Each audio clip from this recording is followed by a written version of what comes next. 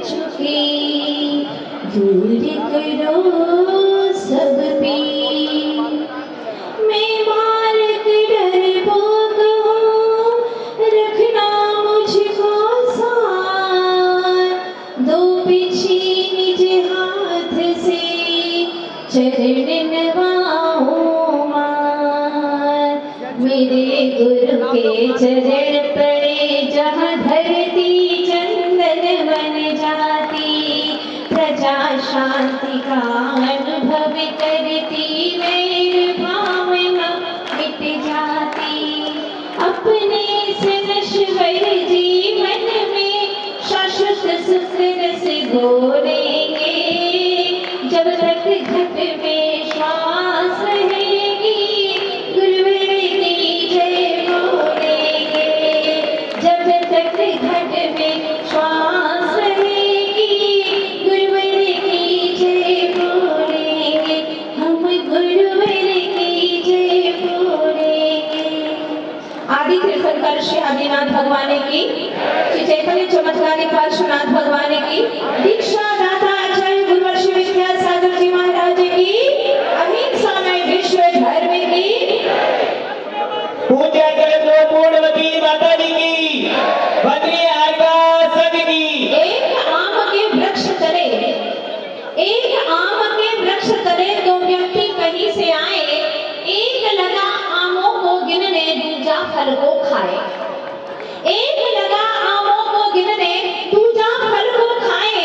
इसमें खाने वाला ज्ञानी और गिनने वाला अज्ञानी जानो, उसी तरह शास्त्रों का पाठी और अनुभवी पहचानो।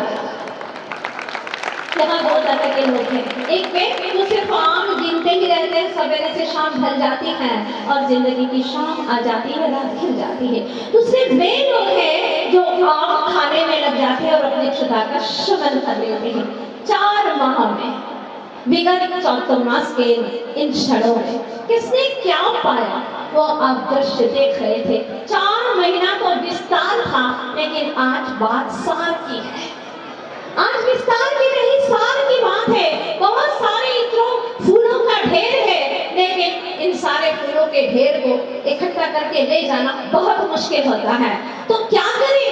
जो ज्ञानी होता है, विवेकी होता है, वो सारे फूलों में से इतनी सी शीशी में इत्र एकत्रित कर लेता है और उसको आसानी से दूसरे स्थान पर ले जाता है। तो आज जिन्होंने पिछली परिवर्तन के इस कार्यक्रम में, चाहे विमोचन हो, चाहे पिछी का देने का हो या पिछी का लेने का हो, इन सब ने आज इत्र एकत्रित कर लिया है।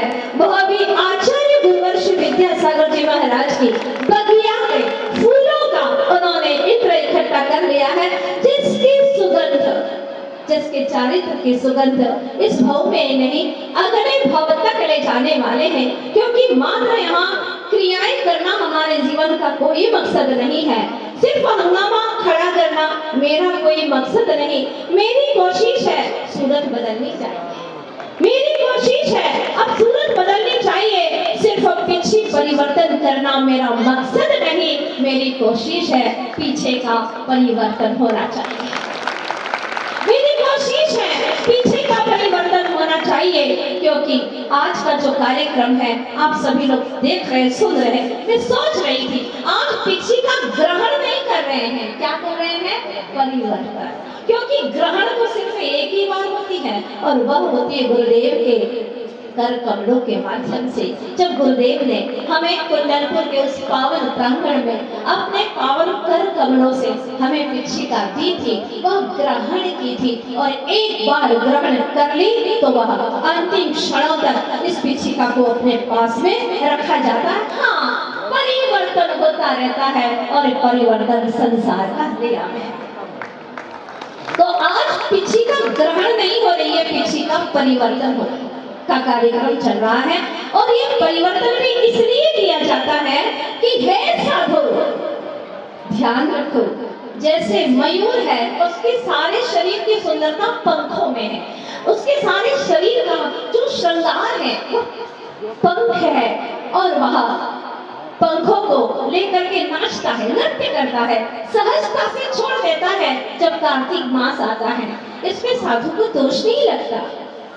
जिस प्रकार से मयूर अपना श्रृंगार उतार देता है साधु के लिए, तो हे साधु, तो देह के श्रृंगार को नहीं, आत्मा के श्रृंगार को देखना। इसीलिए पिछी हर वक्त चेतावनी देती रहती है साधु को, सावधान, तुम्हें आत्मा का श्रृंगार करना है। जब ये पिछिका को हाथ में लेते हैं, अभी तो हमारे हाथ में पुरानी पिछी है, नहीं आई नहीं है, पता नहीं कौन देने वाला है, अभी देखेंगे। तो ये जो पुरानी पिछी हमारे हाथ में है, इसमें 12 चंदोबे हैं। आप देखेंगे 12 चंदोबे हैं।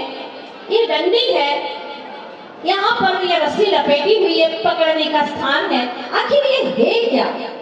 जब आप इसको ध्यान से देखेंगे तो पाएंगे कि पिछी के अंदर भी रत्नत्रय का एक संकेत है, क्योंकि ये जो डंडी है मजबूत है, सारे इसके भार को ग्रहण कर लेती है, सम्यक दर्शन का प्रतीक है। सारी जो पंख है इसके अंदर, डंडियां हैं, उसको यह छिपा करके एक सुंदर रूप दे देती है। इस समय ज्ञान का प्रतीक है। ये बहुत कोमल है और 12 चंदों से यह बनी हुई है। यह चारित्र का प्रतीक है, जो 12 भावनाओं के माध्यम से पाया जाता है और उसको प्राप्त किया जाता है। इस तरह से इसमें सम्यक दर्शन, सम्यक ज्ञान और सम्यक चारित्र तीनों ही नहीं थे, बस देखने की आवश्यकता है। हमारे आचार्य भगवत ग्रंथ के महान महान ग्रंथों के लेखक, उन्होंने कहा है कि पिछी रखना यह साधु की एक मुद्रा है और बिना मुद्रा के कहीं काम नहीं चलता। चाहे राज्य हो, देश हो, शासन हो, सब जगह कुछ न कुछ मुद्रा होती है। मुद्रा सर्वत्र मान्या। निर्मुद्रा नहीं मान्यते, निर्मुद्रा को कोई नहीं मानता, इसलिए ये मुद्रा है साधु के लिए। ये प्रथम चिन्ह है भव्य जीवन। प्रश्न तो उठता है ना कि यहाँ मयूर पिछिका ही क्यों रखते हैं? तो हमारे आचार्य ने ग्रंथ में उल्लेख किया है कि इस पिछी के अंदर, इन पंखों के अंदर 5 गुण होते हैं। पहला, वह रज को ग्रहण नहीं करती। दूसरी बात, पसीने को ग्रहण नहीं करती। तीसरी बात, इतनी मृदु है, इतनी मृदु है कि आंखों में भी चली जाए तो कहीं से भी परेशानी नहीं होती। चौथी, सुकुमार है, मृदु है, हल्की है और सुकुमार है, हल्की भी है और छुपती भी नहीं है। ये दोनों गुण हैं। 5वां लघुत्व है इसके अंदर, बहुत ही हल्की भी है, सुकुमार भी है और छूने से भी वह मृदु लगती, कोमल है, हल्की है और सुकुमार भी है। ये तीनों गुण अलग अलग हैं। आचार्यों ने 5 गुण पिछिका के लिए बताए हैं। अब सारी पिछिका की चर्चा तो हो जाती है, लेकिन महत्वपूर्ण बात है कि अब कहा जाता है कि नाचा जंगल में मोर, किसने देखा? जंगल में मोर नाचा, किसने देखा? आप सुनते आए हैं। इसका मतलब क्या है? क्योंकि जंगल में जब मोर नाचता है बादलों की गड़गड़ाहट के साथ में, बड़ा अच्छा लगता है। वो किसी को दिखाने के लिए नहीं नाचता, बस उसी प्रकार से कहावत चल पड़ी है कि जंगल में मोर नाचा, किसने देखा। ये कहावत है, उसको किसी को दिखाने की बात नहीं, किसी को दिखाने की इसकी भावना नहीं होती। बस उसी प्रकार से हे साधु, पिछिका का निमित्त लेकर के अपने उपादान को शुद्ध परम शुद्ध करते हुए गुप्त साधना करना है। दुनिया को दिखाने के लिए नहीं, लेकिन हाँ, दुनिया देखती है तो उन्हें भी संयम के मार्ग को अपनाने का भाव अवश्य आता है। ये कार्यक्रम हम अकेले में कमरे में भी कर सकते थे, लेकिन जब बहुत सारे भक्तगण देखते हैं और उनके भीतर में भी संयम की भावना जागृत होती है और आप यह संयम को ग्रहण कर लेते हैं। आपने देखा इसी गोली गांव में आचार्य भगवान के पीछे इस बार प्राप्त हुई है। बड़े सौभाग्यशाली हैं वे, और वे सौभाग्यशाली है जिन्हें पिछिका प्राप्त होने वाली है और जिनको हो गई है। वे भी बड़े सौभाग्यशाली जिन्होंने पिछिका हमें प्रदान की है। 1 वर्ष तक हम इसे अपने हाथों में रखेंगे। जो गुरुदेव हमें पिछिका देते थे, आज आप श्रावक लोगों ने संयम चढ़ करके इस पिछिका को हमारी तरफ आपने प्रेषित की और हाथों में दे दी। विमोचन किए बिना जब तक आप संयम का विमोचन नहीं करोगे, संयम की प्राप्ति नहीं हो पाएगी। इसीलिए आपने विमोचन किया, सब कार्य करने वाले बहुत ही सौभाग्यशाली हैं, और जो डरते रहे वो डरते ही रहे, इस किनारे ही बैठे रहे, उस किनारे पर जा नहीं पाए। लेकिन जो डूब गए संयम के सागर में, डूबा जो संयम सिंधु में, भव सिंधु से वो तर गया, इस पार बैठा रह गया, जो डूबने से डर गया। कई लोग ऐसे हैं जो सोच रहे काश हम भी नाम लिखवा देते, कितना आनंद आता। हर एक व्यक्ति को यहाँ पर बहुत आनंद आया, काश हम भी लिख लेते, कितना अच्छा होता। कोई बात नहीं, अगली बार में जब भी आपके यहाँ चातुर्मास हो, अवश्य आप लोग आगे बढ़ने का प्रयास कीजिएगा। और बहुत सारे लोगों को पिछिका लेना है, मेरा अनुरोध है इस मंच से, आज बहुत बड़ा कल्याणक होने वाला है भगवान का करबेल में, बहुत पास में है तब कल्याणक। हमारे 5 मुनिराज वहाँ विराजमान है, ब्रह्मचारी जी के माध्यम से उनके कुशल निर्देशन में बहुत अच्छा पंच कल्याणक हो रहा है। बहुत छोटी सी समाज है, तो मेरा आप सभी से अनुरोध है कि जैसे ही मंच से आप लोग उठेंगे सीधे वहां जाइएगा, और वहां भगवान को पिछिका दी जाएगी। भगवान की पिछिका हो सकता है आपको मिल जाए, बहुत बड़ा सौभाग्य आपको प्राप्त हो सकता है। लोग सोच रहे माता जी ने कह दिया उठ के चले जाओ, तो खाएंगे कब? बहुत याद आती है भोजन की आपको, और इसी की याद करते करते आज तक हम जाग नहीं पाए हैं, समय काफी हो गया है। और पिछिका परिवर्तन के बारे में बहुत कुछ कहने को था, लेकिन सामायिक का हमारा भी जो समय आ रहा है, इसीलिए 12 बजे तक यह कार्यक्रम संपन्न हो जाए, सामायिक के काल तक हम अपने स्थान पर पहुंच जाए। इसके लिए बहुत कुछ कहना जो शेष है, विशेष है, उसको कल प्रवचन के समय पर ठीक 8:30 बजे आएंगे। जोरदार ज्ञान धारा चल रही है, गुरुदेव की महाकथा, बड़ा आनंद आ रहा है, उस कथा को आगे बढ़ाएंगे, और पीछे के बाबत जो कुछ भी कहना है वो आप लोग सभी वहां पर सुनेंगे। बस यही कहना है कि जिन महानुभावों ने आज इस संयम के कार्यक्रम में आगे बढ़ करके जो संकल्प लिए हैं वो बहुत अच्छे से पालन करें, कोई भी नियम खंडित न करें। 8 दिन कहानी आपने सुनी थी, नियम खंडित करने का क्या महादोष होता है, इसलिए नियमों को अच्छे से पालन करेंगे। जो गुरु के समक्ष नियम लिए जाते हैं, प्राणपण से उनका निर्वाह करना होता है। आज के इस कार्यक्रम में 22 से लगा करके प्रतिभा सभी की और संगत की कई बहनें और भी जो घर में रहती हैं और अपने नियमों का अच्छे से पालन करती है, वो सभी यहाँ पर आई। और यहाँ की बहनें बहुत कर्मठ है, मुझे कहने में बहुत गौरव लग रहा है कि यहाँ की बहनें बहुत अच्छी हैं। 4 महीने अपने पन से संघ की बहनें जैसी रही, और मन कहता है कि आगे भी ऐसे ही आती रहे और अपने ही संघ की है। बहुत अच्छा लगा।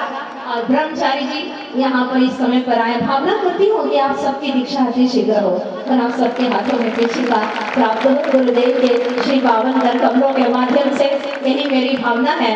दूर दराजों से बहुत से लोग आए ये भावना करते हुए कि काश हमें भी एक बार ये पिछिका प्राप्त हो जाए, जिसके हाथ में लेते ही पॉजिटिव एनर्जी मिलना शुरू हो जाती है और चेतना तक तरबतर कर देती है। आप सबके हाथों में ऐसे पिछिका अवश्य प्राप्त हो, ये भावना करती हूँ। और संगस्थ बहनों ने वो कहती है हमारा नाम कभी ना लिया करो, लेकिन आज मेरा मन कह रहा है, इतना कुशल संचालन के साथ में सारे लोगों को बांध करके रखा बहुत अच्छे तरीके से। हालांकि वो मुझसे दुखी होती है जब मैं ऐसा कहती हूँ, नहीं कहूँगी, ठीक है, मेरे शब्द वापस मुझे दे दिए आप। लेकिन हाँ, बहुत अच्छा लगता है जब भी पिछिका परिवर्तन का कार्यक्रम होता है, एक आनंद आता है। मैं बस इतना ही कहना चाहती हूँ, ये समय जो आया है, बसंत आया है, तो मौसम का आनंद लीजिए। नदियाँ आई हैं, उसमें नहा लीजिए। लोग पुकारती है विद्या गुरु की मधुर आवाज, जाग जाइए, अब हृदय परिवर्तन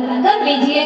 किन्होंने हृदय परिवर्तन और किया है, वो जो शेष है वो विशेष आप लोगों के सामने उपस्थित होने वाले हैं। यहाँ के सारे बच्चों से लगा करके युवा और वृद्ध तक ने 4 महीने इतनी आत्मीयता से धर्म लाभ लिया है कि मेरे पास भी कोई शब्द नहीं है। जब शुरू में आए थे तब ना यहाँ के लोगों की भावना थी, ना हमारी भी इसलिए नहीं थी कि जब गले तक भरे हुए हैं तो क्या करेंगे जाकर।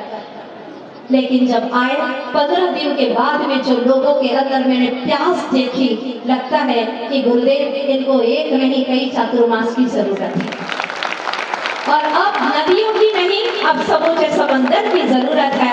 अंत में इतना ही कहूंगी कि वहां से कुछ ऐसी हलचल हो रही है कि विश्वास के साथ एक शमान जरूर जलाए रखिए, विश्वास के साथ एक शमान जरूर जलाए रखिए, सुबह जरूर होगी, माहौल बनाए रखिए, माहौल बनाए रखिए। आप सबके जीवन का सुप्रभात हो, गुरुदेव का आगमन हो, बस यही हृदय में कामना है, भावना है। बहुत सारे महानुभाव बैठे हैं, बच्चों से वृद्ध तक सभी को हृदय की गहराई से आशीर्वाद, संयम की वृद्धि के लिए आप सब अपने जीवन में आगे बढ़े, इन्हीं शुभकामनाओं के साथ में बोलिए पीछे प्रदाता दीक्षा प्रदाता आचार्य गुरुवर्षी विद्यासागर जी महाराज की। और हमारी संगत से सभी आरिकाओं का अच्छे से संयम का पालन हुए, हमेशा स्वस्थ रहे, तन मन से हमेशा निरोग रहे, यही शुभकामनाओं के साथ में बोलिए आचार्य गुरुवर्षी विद्यासागर जी महाराज की। और हमारी बड़ी माता जी कालिका प्रशांतवती माता जी जो हमेशा हमें छांव देती रहती थी, वो भी जहाँ रहे सब कुशल रहे, उनका आशीष भावना सदा मेरे सर पर रहे, यही शुभकामना। और हमारी बड़ी माता जी जो सबसे बड़ी माता जी द्रोणमती माता जी और गुरुमती माता जी आदि आदि, इन सब की भी विशेष भावनाएं हमारे साथ में हमेशा बनी रहे, यही शुभकामना करती हूँ। ओम शांति। बोलिए पूर्णमती माता जी की।